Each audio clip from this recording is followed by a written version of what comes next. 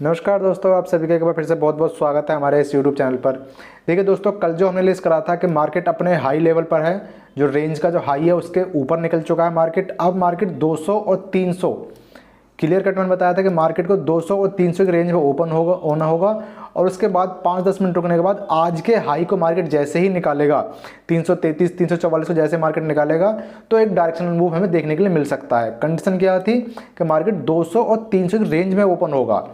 अगर gap up या gap down हो जाएगा तो फिर सेटअप हमारा खराब हो जाएगा और मार्केट ने किया भी वैसा ही। मार्केट 200-250 पॉइंट ऊपर गैप अप खुला और अंत में जाके क्या बना दिया, इन डिसीजन कैंडल। सारे दिन मार्केट ऊपर की तरफ भी और नीचे की तरफ वोलेटाइल रहा, कभी नीचे की तरफ लोगों को ट्रैप कर रहा था, कभी ऊपर की तरफ, और लास्ट में जाके एक इंडिसीजन कैंडल बना दी। और जब जब ये इंडिसीजन कैंडल बनती है तब तब आपको पता ही है ज़्यादातर कंडीशन में क्या होता है, या तो मार्केट ट्रैप करता है, अपने आप को होल्ड करेगा इसी लेवल के आसपास, या फिर यहाँ से डायरेक्शन चेंज करता है। चलिए कल के सेशन में देख लेते हैं, कल के सेशन में हमारे लिए क्या ट्रेड हो सकता है। 15 मिनट के चार्ट पे चलते हैं।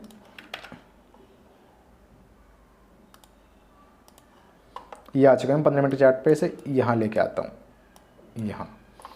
अब देख ले, कल के लिए जो मेरा सेटअप होगा एक सिंपल सा यही सेटअप होगा कि मार्केट इसी रेंज में, जिस रेंज में आज ओपन हो, सारे दिन घूमता रहा है, इसी रेंज के हाई लेवल के आसपास ओपन हो कहीं, इसे मैं डार्क करता हूँ, यहाँ कहीं ओपन हो, यानी कि 500 और 600 की रेंज में कहीं ओपन हो। और जब 622 को क्रॉस करेगा तो एक छोटी क्वांटिटी से मैं ऊपर की तरफ ट्रेड देखूंगा, जिसमें कि मेरा टारगेट होगा 722 का और 777 का। ये दो ही टारगेट मैं लेके चल रहा हूँ कल के लिए।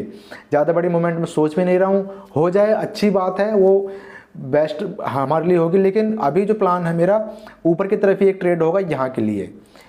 इस यहाँ को रेंज बनाए 500-600 के बीच में, जब 622 को निकालती हुई दिखाई देगी तो नॉर्मल छोटी क्वांटिटी से हम ट्रेड करेंगे। नीचे की तरफ हमें ट्रेड तभी लूँगा जब मार्केट यहाँ को रेंज बनाए, और यहाँ रेंज बनाने के बाद उसे अगर ऊपर की तरफ ब्रेकआउट करती है तो छोटी क्वांटिटी से ऊपर की तरफ ट्रेड देखूंगा। नीचे की तरफ ट्रेड में जल्दी से अब नहीं करने वाला हूँ, क्योंकि नीचे की तरफ मार्केट अब जो एक रेजिस्टेंस बना हुआ था इसको ब्रेक करके मार्केट ऊपर आया, तो कहाँ से घूम जाए कुछ कह नहीं सकते। हो सकता है मार्केट प्राइस एक्शन बनाते हुए नीचे की तरफ एक फास्ट मूवमेंट दे दे, लेकिन वो एक डाउट क्रिएट करेगा मेरे लिए हर बार।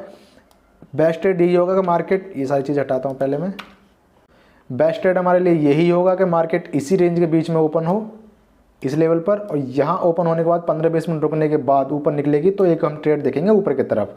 बाकी ज़्यादा माथा पच्ची हम करेंगे नहीं, बाकी कोई गैप अप या गैप डाउन खुल जाएगा तो उसके बिहार पे हम ट्रेडिंग करेंगे। फिर दोस्तों अगर मैं ट्रेड की बात करूं तो आज मेरे दो ही ट्रेड हो पाए थे, एक कॉल साइड में और एक पुट साइड में। जो एक डायरेक्शनल मूव मैं चाह रहा था मुझे नहीं मिल पाया।